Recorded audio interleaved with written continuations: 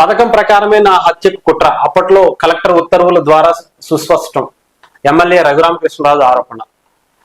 తన అరెస్టుకు ముందే తన హత్యకు పథకం వేసినట్లుగా అప్పట్లో గుంటూరు జిల్లా కలెక్టర్ వివేక్ యాదవ్ ఇచ్చినటువంటి ఉత్తర్వుల ద్వారా స్పష్టమవుతుందని ఉండి ఎమ్మెల్యే రఘురామకృష్ణరాజు పేర్కొన్నారు. పశ్చిమ గోదావరి జిల్లా ఆయన మంగళవారం విలేకరులతో మాట్లాడుతూ అప్పట్లో గుంటూరు జిల్లా ప్రభుత్వ ఆసుపత్రికి చెందిన కార్డియాలజిస్ట్ శ్రీకాంత్ బృందం అత్యవసర వైద్య సహాయానికి అందుబాటులో ఉండాలని, సూపరింటెండెంట్ సెల్ ఫోన్ లో అందుబాటులో ఉండాలని వివేక్ యాదవ్ ఫోన్ లో ప్రత్యేక ఉత్తర్వులు ఇచ్చారని, కార్డియాలజిస్ట్ పేరు శ్రీకాంత్ అని కలెక్టర్ కు ఎలా తెలుస్తుందని ఎవరో కలెక్టర్ కు చెప్పి ఆ పేరు ఉత్తర్వుల్లో ఉండేలా చేశారని, ఆసుపత్రి సూపరింటెండెంట్ పేరుతో దానిలో ప్రస్తావించలేదని 2021 మే 14 సాయంత్రం 4 గంటలకు నన్ను అరెస్టు చేశారు. అంతకు ముందే ఆ ఉత్తర్వులు ఇచ్చి ఉంటే నా హత్యకు పథకం రూపొందించినట్లే.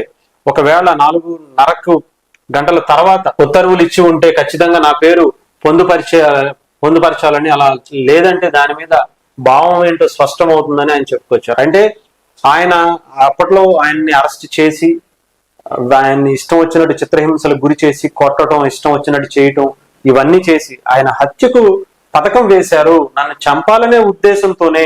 ఎందుకంటే ఒక వైసీపీ ఎంపీగా, నర్సాపురం ఎంపీగా గెలిచినటువంటి రఘురామకృష్ణరాజు గారు అదే పార్టీ అధికారంలో ఉన్నప్పుడు అదే పార్టీకి సంబంధించినటువంటి నాయకులే ఆయన హత్య చేయడానికి చూశారు అని చెప్తున్నారు అంటే దాని వెనుక ఆయనకి తెలిసే ఉంటది కదా, వాళ్ళు ఎలాంటి చిత్రహింసలు చేశారు, వాళ్ళు ఏం మాట్లాడుకుంటున్నారు, అంబులెన్స్ లో ఎక్కడికి తీసుకెళ్తున్నారు, ఆ డాక్టర్ ఏం చెప్తున్నాడు. ఇప్పుడు అరెస్ట్ చేసే టైంలో వైద్య పరీక్షలు చేయాల్సిన పరిస్థితి ఉంటుంది. సో అలాంటిది వైద్య పరీక్షలు చేయకుండా ఎందుకని కొట్టాలనుకుంటారు? ముఖ్యంగా కార్డియాలజిస్ట్ కి ఎందుకని అక్కడ పిలిపించారు? ప్రత్యేకంగా అతనికి ఉత్తర్వులు ఇచ్చి అతన్నే ఎందుకు, శ్రీకాంత్ అనే పేరునే ఎందుకు దాంట్లో ఇంక్లూడ్ చేశారు అనేది కూడా ఆయన ఒక ప్రశ్న అయితే లేవనెత్తారు. దీని మీద విచారణ చేపించాలి, దీని మీద నిజాలు బయటికి తీసుకురావాలి.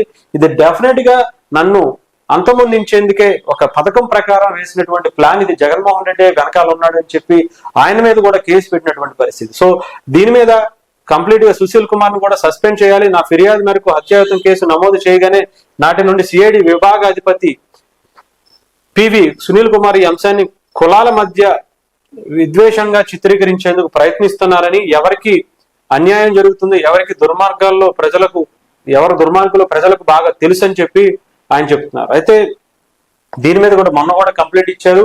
జగన్మోహన్ రెడ్డి గారిని కూడా A2 కింద A3 కింద ఆ కేసులో FIR కూడా నమోదైంది.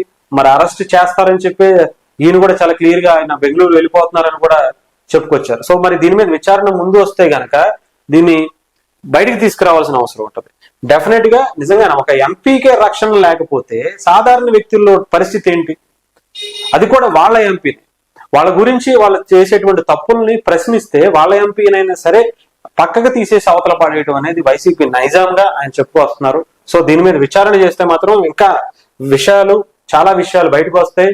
ఇదే తరహాలో 3 పేర్లు అప్పుడు సిఐడి కావచ్చు అనేక మంది పేర్లను కూడా ఆయన ప్రస్తావించి 3 మీద కేసులు కూడా పెట్టారు.